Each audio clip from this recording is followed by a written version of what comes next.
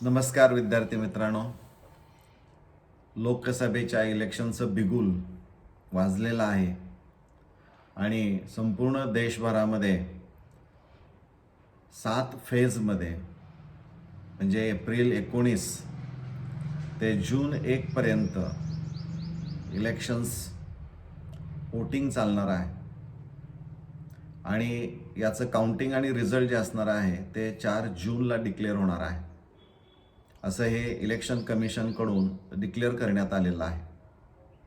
ही जशी बातमी पेपरच्या माध्यमातून किंवा मल्टीमीडियाच्या माध्यमातून बाहेर आली, त्याच वेळेस देश पातळीवर मेडिकल फील्डमधील वेगवेगळ्या शाखांना प्रवेश घेणारे जे विद्यार्थी आहेत, जे उमेदवार आहेत, या उमेदवारांना सक्तीची नीट UG नॅशनल इलिजिबिलिटी कम एंट्रन्स टेस्ट अंडर ग्रॅज्युएट की जी परीक्षा रविवारी मे 5ला होणारी आहे, या परीक्षेबद्दल या विद्यार्थ्यांच्या मनामध्ये गोंधळाची अवस्था निर्माण झालेली पाहायला मिळते.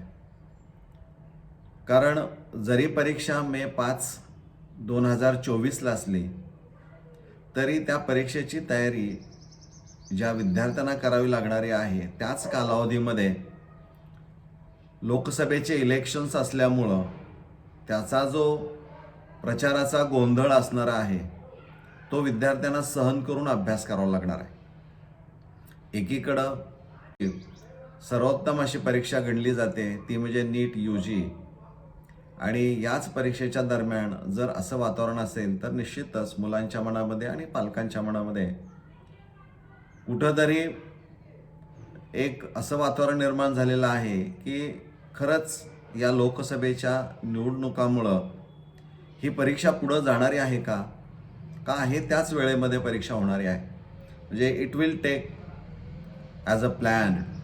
विद्यार्थ्यांना अभ्यासाचा व्याप आहे, त्याचबरोबर ही चिंता आहे आणि त्यामुळं विद्यार्थ्यांनी दिलेल्या शेड्यूलप्रमाणे जी मे 5ला परीक्षा होणारी आहे त्या परीक्षाच्या शेड्यूलप्रमाणे आपण तयारी करावी. कारण ही परीक्षा ऑफलाईन पद्धतीनं घेतली जाणारी आहे, पेपर पेन्सिलच्या पद्धतीनं घेतली जाणारी ही देश पातळीवरची एकमेव परीक्षा आहे आणि याचा दर्जा हा कायम राखला जातो आणि ती गुणवत्ता कायम टिकवली जाते. परंतु या गोंधळामुळं कदाचित ते पर्सेंटाईल कमी होण्याची शक्यताही नाकारता येत नाही. कारण काय होईल याची खात्री कोणीही देऊ शकत नाही.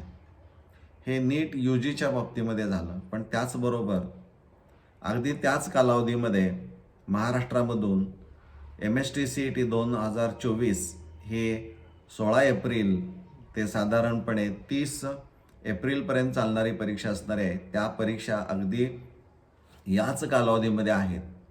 त्यामुळं महाराष्ट्रामधील जे विद्यार्थी या परीक्षा देणारे आहेत, PCM आणि PCB ग्रुप घेऊन, याही विद्यार्थ्यांच्या मनामध्ये, पालकांच्या मनामध्ये निश्चितच शंका आणि भीतीचं वातावरण असणार आहे. कारण एक्झॅक्ट तोच कालावधी हा त्या परीक्षेच्या वेळेसच प्रचाराचा कालावधी येतोय आणि त्यामुळं कुठंतरी शंका निर्माण होते की या विद्यार्थ्यांच्या भवितव्याबाबत की नेमकं यांचं काय होणार.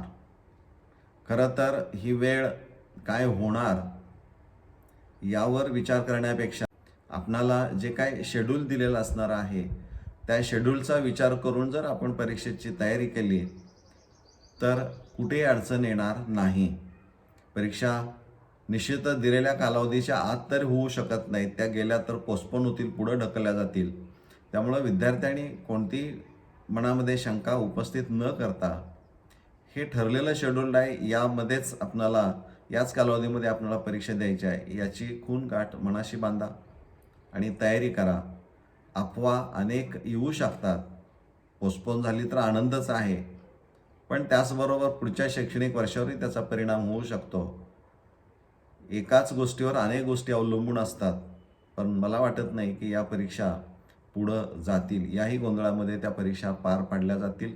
कारण पुढचं शैक्षणिक वर्ष सुरू करताना अनेक अडचणी येत आहेत, त्या अडचणी कमी करण्याचा हा एक प्रयत्न या तारखांच्या मधून आपल्याला पाहायला मिळतोय.